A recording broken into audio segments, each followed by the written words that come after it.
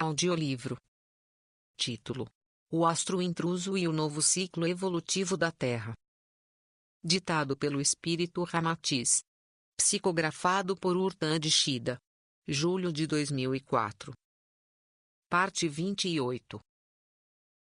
Pergunta: a paz e a harmonia então serão características do terceiro milênio, porém provisórias na nova humanidade no que se refere aos milênios seguintes? Ramatiz: deve-se entender na pergunta o que é terceiro milênio, nova era, e nova humanidade. Terceiro milênio é o que vocês vivem atualmente, dentro do calendário cristão. Nova era é a que se iniciará após a passagem do astro intruso, e nova humanidade o conjunto de homens que habitarão a Terra na nova era. A nova era, portanto, será o primeiro milênio da nova humanidade, inserida no ciclo de 13.332 anos.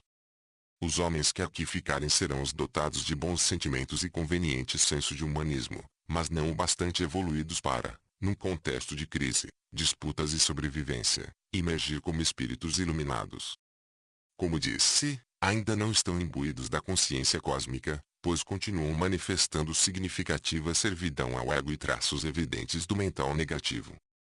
Caso contrário, não estaria mais na Terra suportando os sofrimentos derivados da passagem do astro intruso. É preciso compreender que a passagem do astro intruso se constitui em karma coletivo para o planeta, tanto para os que seguem no astro, quanto para os que ficarão na Terra, ou em torno dela, no plano espiritual, ainda ligados à matéria.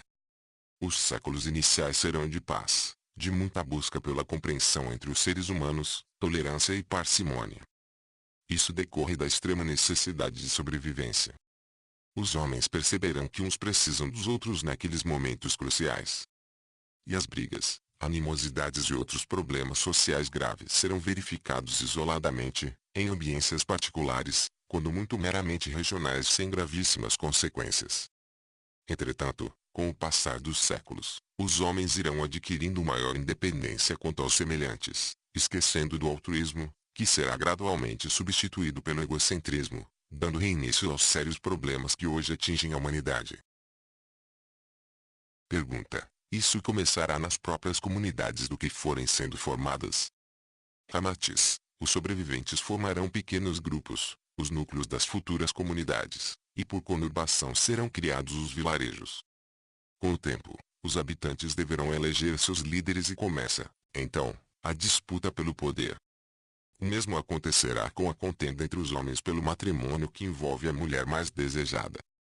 Começam as intrigas, acusações e maledicências. Intensificam-se os favores por simpatia e por interesse, em detrimento da maioria, assim como a inveja e o ciúme.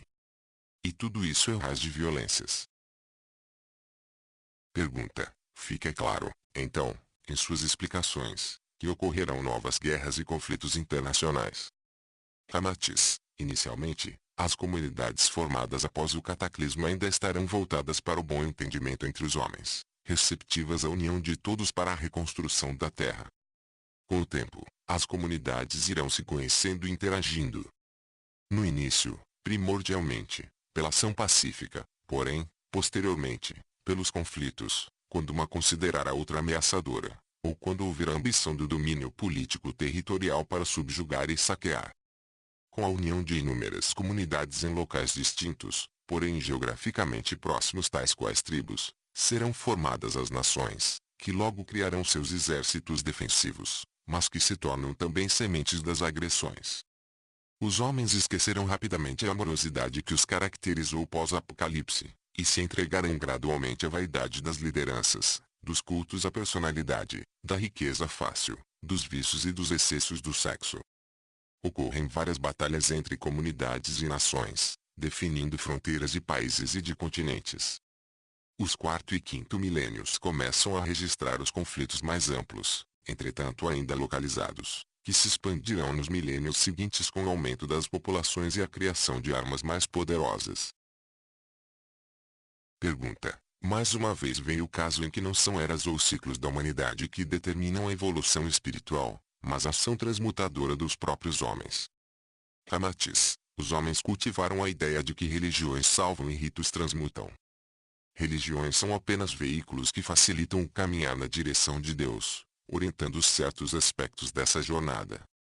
Mas, cabe a cada homem, ser o pleno responsável pela própria evolução do espírito. Essa é a resposta a Deus pela liberdade por ele concedida, chamada de livre-arbítrio e que poucos levam em consideração. Na época atual, muitos que se encontram na Terra e padecem de inúmeras provações, têm por hábito afirmar que o planeta é atrasado, a vida na matéria não compensa, entre outras coisas. Mas existe uma distância acentuada entre dizer que não se quer mais viver na Terra porque aqui se sofre muito, e dizer que se deseja deixar a Terra porque a minha verdade está em meu espírito e não na matéria. E por isso luto contra minhas imperfeições. A primeira afirmação denota o senso de fuga do sofrimento, das provações, e enquanto elas não forem entendidas, o homem continuará a estigmatizá-las, por força de seus próprios atos inconsequentes, seja na Terra, na espiritualidade, ou em qualquer outro planeta. Enquanto a segunda afirmação revela a busca pelo encontro com a verdade, também pelos próprios atos, mas de forma consequente que estabelece como meta o compromisso com Deus no íntimo do espírito. Valor que também será conduzido para qualquer lugar, apenas de forma pacífica, e que institui a força evolutiva a partir de uma consciência de responsabilidade, de solidariedade, de amor e de caridade. Pergunta: é o mesmo raciocínio de muitos que desejam ver uma terra futura como destinada aos espíritos isentos de provações? Ramatiz: em geral, os homens não desejam mudar para melhor. Consideram-se já eleitos ou potencialmente preparados em termos espirituais para grandes desafios em planos de outra dimensão. Querem que a Terra mude e esperam que Deus lhes conceda o planeta de presente, esquecendo que ainda vivem em dimensão inferior, e que o processo de ascensão requer grandes conquistas morais e espirituais.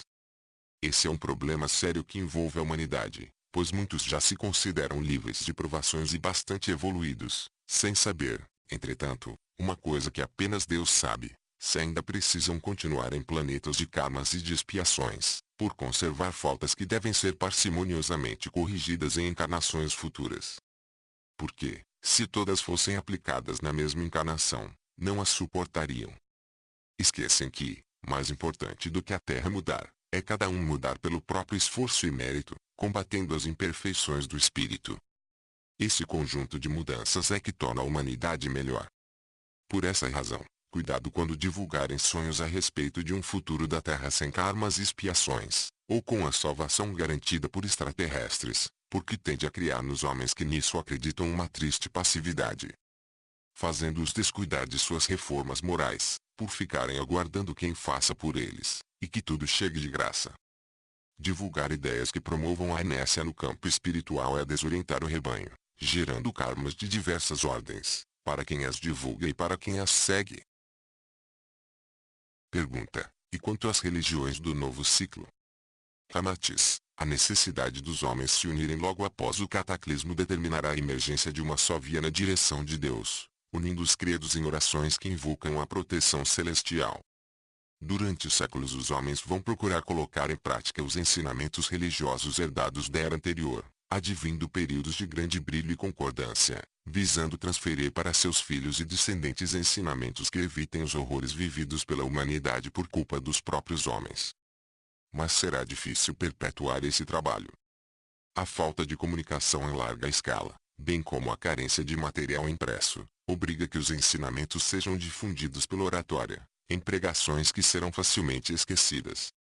E o princípio de grande paz e harmonia religiosas será quebrado pelas disputas que surgirão, pelo ceticismo das novas gerações em busca de provas materiais que determinem a existência de Deus, mas também pelo poder da moeda, instituída para facilitar o comércio, intermediando as trocas de mercadorias.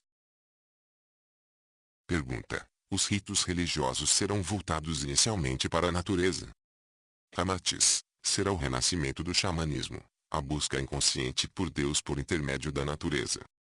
Os sobreviventes e seus descendentes imediatos começarão a perceber com mais clareza e intensidade as relações existentes no meio ambiente, adotando práticas que hoje podem ser vistas como religiosas ou místicas.